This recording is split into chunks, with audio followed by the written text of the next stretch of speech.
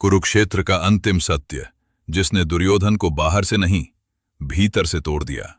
18 दिनों का भयानक युद्ध समाप्त हो चुका था।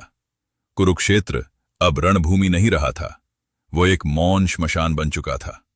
जहां कल तक शंखनाद गूंजता था, रथों की गर्जना और तलवारों की टंकार थी, आज वहां केवल मृत्यु की भयावह शांति थी।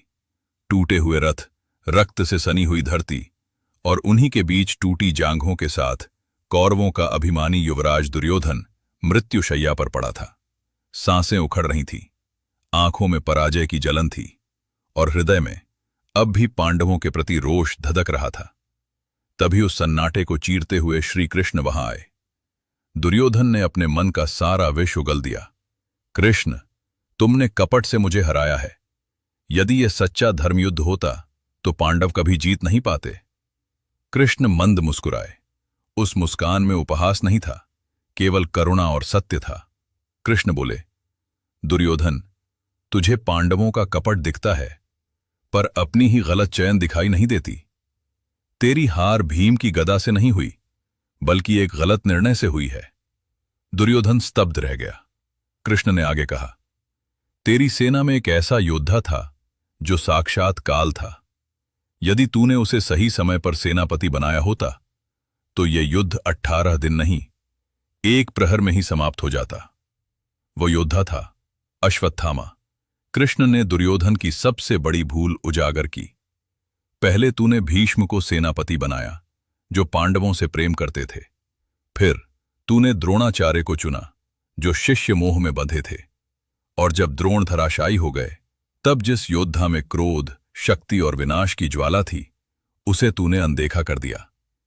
भावनाओं में बहकर तूने कर्ण को चुना। कर्ण महान थे, पर वे मरते थे, और अश्वत्थामा, वह अमर था।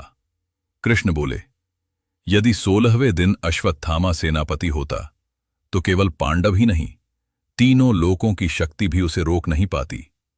दुर्योधन की आंखों से आंसू बहने लगे। अंतिम क्षणों में मृत्युशैया पर पड़े पड़े उसने अंततः अश्वत्थामा को सेनापति घोषित किया। और फिर एक ही काली रात में अश्वत्थामा ने वह कर दिखाया जो 11 अक्षौहिणी सेना 18 दिनों में नहीं कर सकी। प्रभात हुआ, और यह समाचार सुनकर दुर्योधन की आंखें भर आईं। वे आंसू आनंद के नहीं थे, वे गहरे पश्चाताप के थे। मन ही मन उसके अंतिम शब्द गूंज उठे, जिस शक्ति को मैंने अंत में पहचाना, यदि उसे पहले पहचान लिया होता तो आज इतिहास कुछ और होता। जीवन और नेतृत्व का महान संदेश सिर्फ संसाधन होना पर्याप्त नहीं है।